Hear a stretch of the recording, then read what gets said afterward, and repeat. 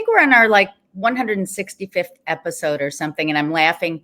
When we started at 6:30 in the morning, when we knew nobody was watching us and we were just getting our, feet wet, I would get so nervous when I pressed the go button. Like, here we go.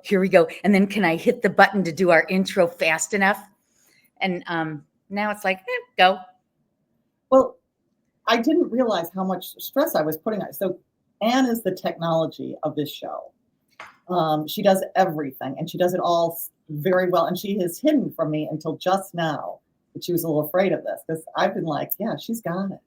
No, it's so scary to me. So scary. But anyway, we've been doing it long enough now. And folks, if you want to chuckle, go to YouTube, go back either Kyle's or my and look at her early stuff.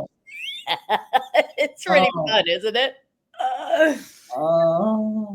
Yeah. That's what experience is. It's learning how to do it. We did it at 6:30 so that no one would watch. Right. And no one watched. So it worked out. That was good. Yes. Yeah, we got our sea legs. But today, folks, we are like our 165th episode or something, and we come to you every week. I'm with Kyle.Harvey. I'm Ann Rossley. We're with Baird & Warner, downtown Chicago. We sell luxury real estate, and our office is in the Gold Coast. So we love to talk about what's going on. If you have any questions, please reach out. Please subscribe to all our social media so that you can see us every week and reach out if you have questions. So that being said, today we're going to go through our typical format with you. We're going to talk about stats, but because we're at the end of the month, we're going to talk about a little bit different statistics. And then Kyle's got a great section on what's on our minds. And then we're going to talk a little bit about spring photography, because that's really important right now. We are right now in the best photography week of the year. Wouldn't you say? No, I like a little bit heavier summer, but yes, this is beautiful. Well, when I'm doing exteriors of homes, if they're too full foliage, I can't get a lot of it. So this way, I get it. I get a little flower, I get a little peek through. No, it's also it's an optimistic photograph. It says spring is here. Oh, yeah. Because we're telling stories through photographs. That's what our photography is all about. So yeah. Exactly right. So, all right. So today we have, as I said, a little bit different stats. Should I just jump right in? I'm going to take off all our stuff so you can see the top of our. And when I showed you, I started with Lincoln Park and worked down. Today I'm going to do loop and move forward. Here's the loop, folks. Area 8032 census tract, and you can see there are different zones within it. At the top is Lakeshore East, or the New East Side, and then we're going to talk Cultural Mile. So first, in terms of the whole loop, in March, 63 closed, 75 went under contract, 259 are currently for sale. And on the bottom graph to the right, you'll see that we're experiencing the same low inventory, although it has ticked up over the last couple months. Here's the thing that I find so interesting. On average right now, Chicago lakefront communities, because we always talk lakefront communities, there's a 2-month average of properties on the market. In the loop, it's so low. It is so low, so incredibly low. Multiple offer, flying off the shelf kind of stuff. But there's no inventory. I mean, help me. I'm like senior moment. We're talking 4 months in terms of it takes 4 months to sell out what's on the market given the rate of sale. Because there's low numbers, we have fewer sales. Yes. It's still 4 months worth. It's like the old slope or rate of, The rate has slowed down. It seems slower because there's so little to sell. Yes, but it's not because there's so little interest. All right. The median sales price in the loop is $400,000. Now, as you know, I live on the Cultural Mile, and so I'm always interested to see what's going on here. It's one of the 2 areas that we look at for luxury properties. And 8 closed last month, 13 are under contract, only 39 are for sale. And this includes buildings like the Heritage, 6 North Michigan, the Legacy at 60 East Monroe, 65 My Building, blah, blah, blah. All right. What's the northern end of the Cultural Mile? That would be the Heritage at 130 North Garland Court, okay. Randolph. Basically the Millennium Park, Grant Park. I just wanted to make sure I knew how far north it went. Right. Median sales price though, 627.5. So, I mean, this is more the luxury area versus like where the kids are going to college, the DePaul kids in Columbia that, and the med students and all that. So anyway, 5.8 months is a balanced inventory, but compare that to the rest of the marketplace. And, this has been going on since COVID, that the Loop, there was this big grand, let's move to Millennium Park thing, right? And it's really slowed down. All right, New East Side. And this is that area you can see in the green in the middle of the pink rectangle. That's Lakeshore East Park. This includes everything from the old 400 East Randolph and Harbor Point to the St. Regis. And you gave us the information last time we met about the new building going in right behind Prudential Plaza. So in this area, 22 closed, 25 under contract, 85 for sale. Now it is skewed, and you're I'm going to say it before you do because you always point this out. When you have new construction like the St. Regis or the Cirrus, they pocket listings and don't put them on the MLS. So there's a hidden inventory, if you will. And I know that because I just sold at the St. Regis. You and I were talking about this. It wasn't until I called Layla that I found out just exactly what inventory was available because it was not on the MLS. So yeah, folks, make sure you have an agent that digs deep. Okay, that's a 4.4 month inventory, less than the Cultural Mile. Median sales price of $545. Now, granted, that's median, folks. That does not include, the midpoint. It's a midpoint, right? Okay, so now I took Loop year to date and number of sales down 3.2 from the year before, but even compared to 2022, 900 versus 782, it's down. All right, now I'm going to jump over to Cathedral District, and here's the map of the Cathedral District. It's basically behind Michigan Avenue around not Old St. Pat's. Hello. Holy people. St. James, etc. Holy cow. All right. In that area, and that includes like the new 14 Superior, 1 Chicago. It includes 10 Delaware, all those. 20 closed, 26 under contract, 105 for sale. Median sales price of 520 and 4.5. But I want now to jump to the whole near north area and condos. Okay. 200. This is the full near north side? Yes. Okay. Yes. Gold Coast, Streeterville, River North. Thank you. Which Cathedral District is a part of Old Town. 210 closed, 303 under contract, 786 for sale. 3.5 month inventory. So moving faster than the Loop. 425,000 price. Median price is higher than the Loop, and you can see median price is going up after a dip. Okay, sales.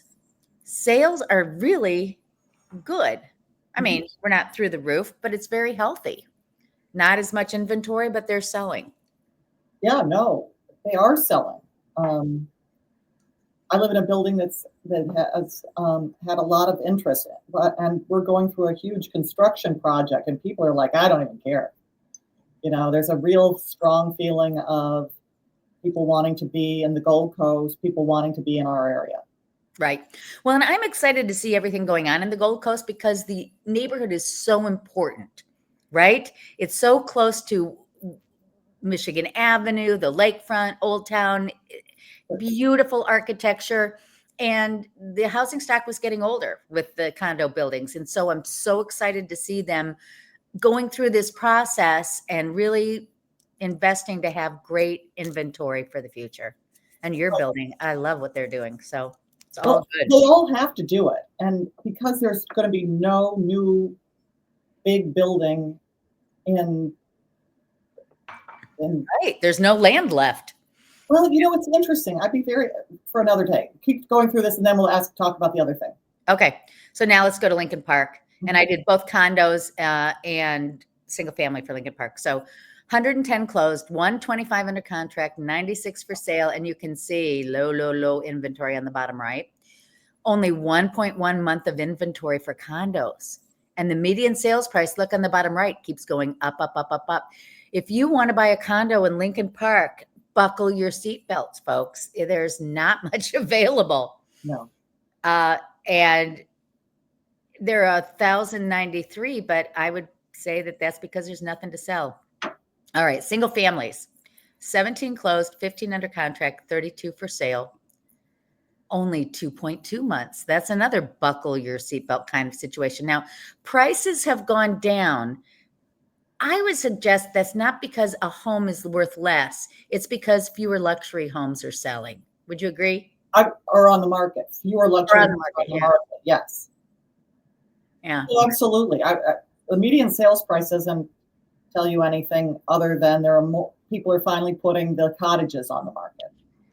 Yes, of which you had one you were looking at this week with the buyer. Yeah. Yeah. A couple of tiny workers' cottages, and they're asking astronomical pricing. Look at this chart.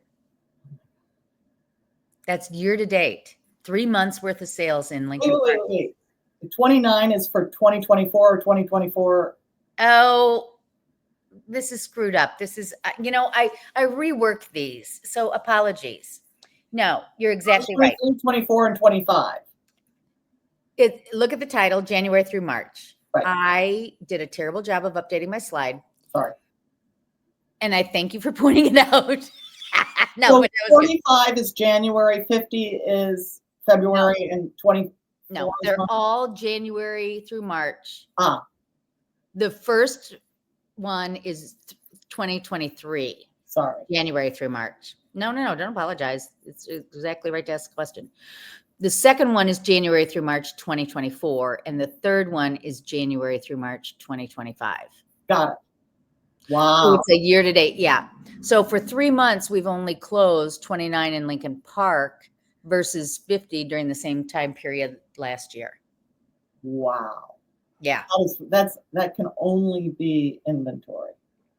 Exactly. Right. People would love to live there. There's just nothing.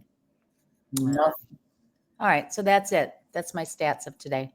Well, going back to people say, why isn't the Gold Coast appreciating? Why aren't prices going up? Why is everything sort of staying the same? And I say to them, there are a couple of things in play. One, older housing stock.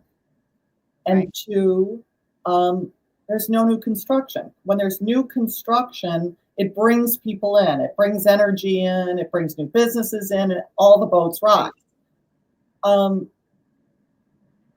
What is going on? Why? So JDL is building on the old Moody Bible campus rental buildings. Are those going to go condo at some point? Yeah.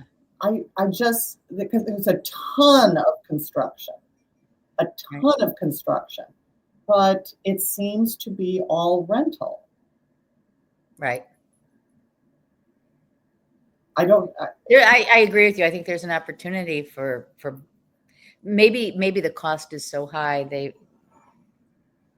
and that new behemoth at the corner of LaSalle and North Avenue that they've finally gotten through, Fern, whatever it is gotten approval for rentals. There is such demand people are doing rentals because they can't get condos.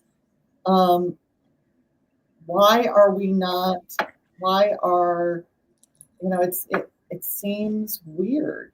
But I guess investors are making so much money on rentals in these areas that they're like, I'll buy up the space and turn it into rentals. And when the rental gets tired, I'll turn it into a condo building. Well, that's what they're doing with 850 Lakeshore. Well, they did. I think they always were going to at some point turn that. No, I think they started out, didn't they? But then COVID hit, if I remember. I think it was even older than that. I think it started. I think they bought it in the downturn, and then they were like, let's rent it for a while. Yeah. And then they got the money together to fix it up. But I haven't been over there in a while. I need to go over and check out their sales and find out what's going on. Not that they're really always open about that, but maybe I'd like to. what's really interesting is people who live there feel very put upon. They feel that they should get a deal when it's buying because they want to stay in their apartment. They're like, I'll stay here. I love living. That's the way it used to be, though, Kyle. Was it? That if you and people, that's why people would buy in these buildings, is they would want to be the first in. Oh God, I'm aging myself now. You'd want to be the first in so that you could have that deal when they converted the condo, and they would give owners, and then they would sell a bunch, and then they would go to the public and say, you know, the price would be higher by that point. So then people who had bought early earned equity because the prices had gone up. And then it appeared to the public that it was such a great place to live because so many owners had bought in there. So it was a win-win-win. And you bring up an interesting point. They're really not using that model anymore, are they? In these conversions. Like, no, they're not. And their feelings are so hurt. I mean, they're shocked at the prices, shocked. But see, that's how Invesco did all of their developments over the years. You know what? Whether it was Lake Point Tower or 111 Chestnut, they were, and absolutely. Yeah. Yeah. So anyway, people, interesting. Oh my gosh, I'm dating myself. Let's talk about something new instead of old. Bring on the news, baby. How do I do that? Oh, I guess I have to. Let me scroll up here. I have no control. Here's your beautiful slide again, on our minds. See, this is because I have no creativity. I can't come up with a new slide. So everyone just enjoy this slide. Oh, we love seeing this slide. This is very lovely. Okay, show us what you got. So this is so I was trying to come up with topics that, various topics that were sort of, and perhaps they're interesting to me because I'm a real estate professional, but so I was like, what are we talking about? So one of the things everyone is talking about this is, what is a recession going to mean for the real estate market? How confident are real estate consumers? So, as you're a buyer, how are you feeling about things? And not just you, but the group of you. Right. And then, because, I'm so interested in what's going on in these changes with NAR and the rules and Compass is picking fights with every single company it possibly can. I did not put the newest fight that Compass has gotten itself into. Yeah, let it go. Circle back to it.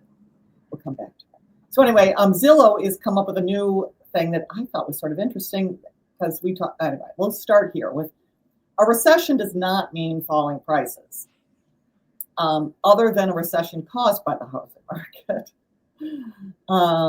It really doesn't. Look at how much prices actually rise during the majority of these. In 1991, there was a slight dip, but in 2008, the crisis was because of housing. So we caused this crisis. This is us.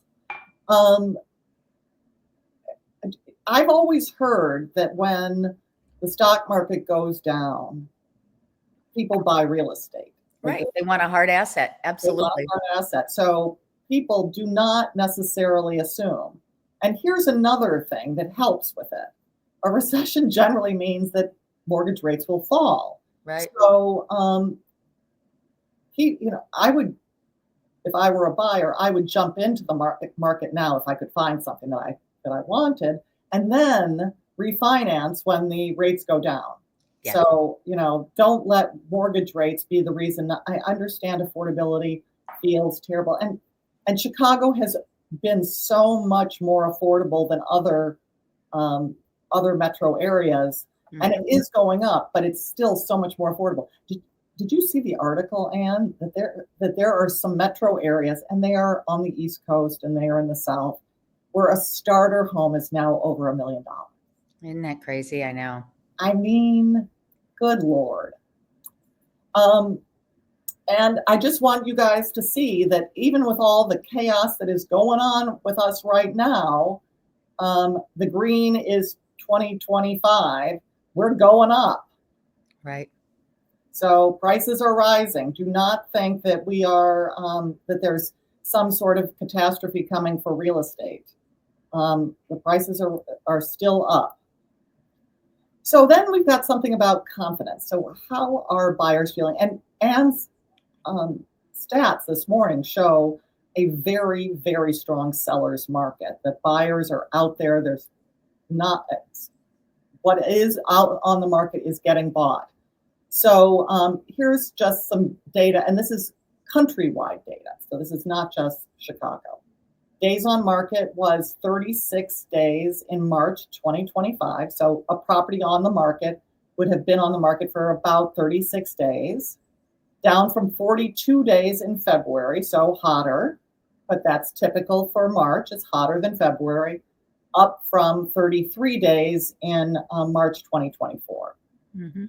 I think there was less inventory in 2024.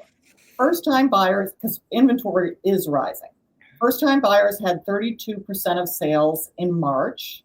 So Gen Z millennials are buying 32% of sales in March, up from 31% in February, and the same as last year. So a big, healthy portion are the lower price sales.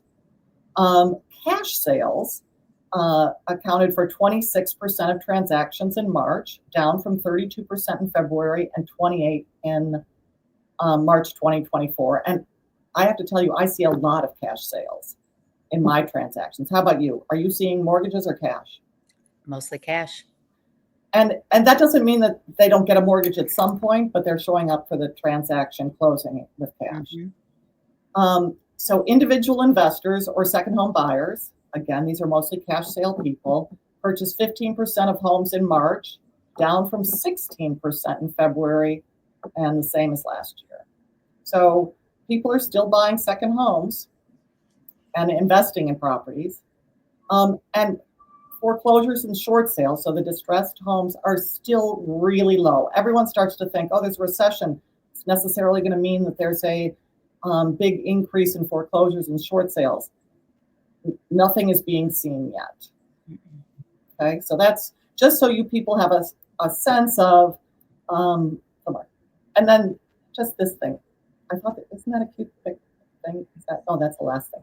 So Zillow, we talked last week, or the last time we were on, that Zillow is really angry at the new rules that allow listing agents to avoid putting their properties on the IDX feed, which is the feed that goes out to Zillow, to Redfin, to BairdandWarner.com, to Compass.com, and it only keeps those listings on the MLS visible to agents. Okay, so there's an ability now to just do that. So Zillow has gotten really angry about that and has said to it's going to never show a listing that has ever said no IDX feed. Okay. So what are they going to do? All of a sudden, they're going to have fewer and fewer properties to show. So Zillow is adding more properties to its main feed. It's always had these properties. These properties are auction properties and for sale by owner properties, but it hid it in a separate feed. And it was sort of tricky for you, the buyer, you, the consumer, and us, the agent, to find them. Right. You'd have to use the filter and then say, yeah. And I don't use Zillow as my attention. But you got me going though, Kyle. You got me going. Go. Look what I did. I went to our Zillow locally, and I just drew a little map. This 535 Michigan 503, that's by owner. Do you see that on the far right top? By owner. And it was right in there. I didn't have to do anything. So they're doing it here. Yeah, they're doing. But here, we've always had the rules. We've always had the capability that is now written in the rules. We've always had the ability to keep our listings off the IDX feed. We've never wanted to do that. Right. But I'm saying that Zillow in Chicago now is putting the for sale by owners right in with everything. Absolutely. No, they're absolutely doing it because they need to fill out the feed. Right. Right. And I think that's very interesting. Mhm. Now, for sale by owners, people means that really the owner is, there are two ways people can do for sale by owner. One is they pay a brokerage to put it on the MLS. They pay $250, $500, and this real estate broker will put it on the MLS, but the seller does everything else. The brokerage doesn't help in any way in the transaction. It might take the offers and forward them to the seller, but they really do nothing else. But it allows agents and the public to pretend as though it's They drive represented by me an agent. crazy. But here's the thing: for sale by owners do much worse. They just get less Sell money, for less money. Yeah. take much longer to sell. And did you know that 80% of them end up listing with their real estate agent anyway? I totally believe it, because they're like, well, I don't know why this isn't selling. Yeah. And I know somebody who's doing it, who is for sale, who sold it properties herself before, and she's doing it for this latest property, and it's not selling, and she doesn't know why. Right. Yeah. Crazy stuff. Crazy stuff. It's tough. So anyway, that's what's going on. Interesting. So last week we ran out of time and I wasn't able to show you this upcoming listing. I've been preparing to get this property on the market forever, and weather did not cooperate for photographs and this and that and the other. And we were talking earlier about this being such a great week for photographs. So you ready for me to share with you? Mm-hmm. Okay, let's see. Present. So the property is at the Heritage, and this is a beautiful share cultural screen. mile property. Okay, I think this is, yes. Okay. There it is. Can you see it? Yes. All right. So this is what happens, folks, when you decide you must take a photo of the property during sunny days. See the floor and then the shadows and everything. And I'm just going to kind of scroll through. It's a little washed out. It looks, it's just too bright. The bedroom looks fine because it doesn't have direct sunlight. Exactly right. So I'm going to kill that now. And now I'm going to present the newer version. This is where we had a cloudy day and we put in. Yes. Beautiful. Yeah, those are fake blue skies behind, but and look how rich it looks. The other thing is we moved the furniture out. Yeah, you made it less full. Yeah, isn't that much better? And see what a week will do on photographs to get like prettier greenery at Millennium Park. Uh-huh. So here again, the only weirdness, and I will point this out, if you look in the lake, you see the lake is like green and then the sky is blue. That lake would have been blue if it had been really a sunny sky, but anywho. But it also allows the lake and the sky to look different. So that actually worked out well. Yeah, that's true. That's true. But, and then the other problem that we had, and I want to just, I've already gotten rid of the others, so I can't really show you, but the property has these cove lights. See above the window here and to the left? We had to manipulate this because in person it looks fabulous. In photos, it was yellow, yellow, yellow. And if you just took your iPhone and took a picture, you'd get that yellow above. And it just makes it look kind of dirty. But anyway, wow. This was VHT. They were able to, it doesn't affect how the property looks. It just, so many people make a decision to look based on properties, photographs, that you can't screw it up. Yeah, you really have to be very careful. So, yeah. Anyway. No, those are beautiful pictures. Tell us about the price. So the price is going to be $1,239. It is 2,157 square feet. It's the 41st floor. I mean, look at the views. They're incredible. And look at the view from the bathroom here. Isn't that a hootenanny? Yeah. But custom cabinetry, cove lighting, crestron, motorized shades, the whole bit. Balcony. Wait. The toilet looks out the window? Yes. Is there anything that anyone could see them on the john, or does that come down? Yes, if you leave the shades up, but these are filtered shades, so you get your view. Yeah. Cool. Yeah. Well, you have natural light to put on your makeup. This is the second bathroom suite, by the way, which is another thing I love. It's totally en suite, bedroom, bath, Oh, yeah. walk-in closet. Well, I also sort of think that bathrooms don't necessarily need, that's a lot of wasted outside light. Yeah. Well, Yeah. this is the prime Beautiful though. tier, though. Yeah. 270-degree views. Look Incredible. at this. This is a custom cabinet, storage underneath. It's a great way to make use of this long hallway. Gorgeous. So, and then there are your fireworks The views. money shot. Yeah. So, Do we still have? I haven't heard them. Are we still having fireworks Saturday? yeah, they usually start May 1. Okay, so I thought we even had them in the winter. We used to have them in the winter. Maybe not anymore. No. Okay, well, they're coming back, people, next week. Okay, so yes, let's talk about this for 30 seconds because I know we're getting short on time. The harbors are opening this week. They've already put the cans in the water. We're going to have Buckingham Fountain starting up. We're going to have the fireworks starting up. City's coming alive. Spring's here, yeah. And today it's going to be warm. So, anything else? 76 and windy today. Everybody enjoy. Oh, is that it? Wow. All right. What else do you have for us before we go? We got nothing. Have a great week, everybody. Thanks. Everybody, take care. We'll see you next time.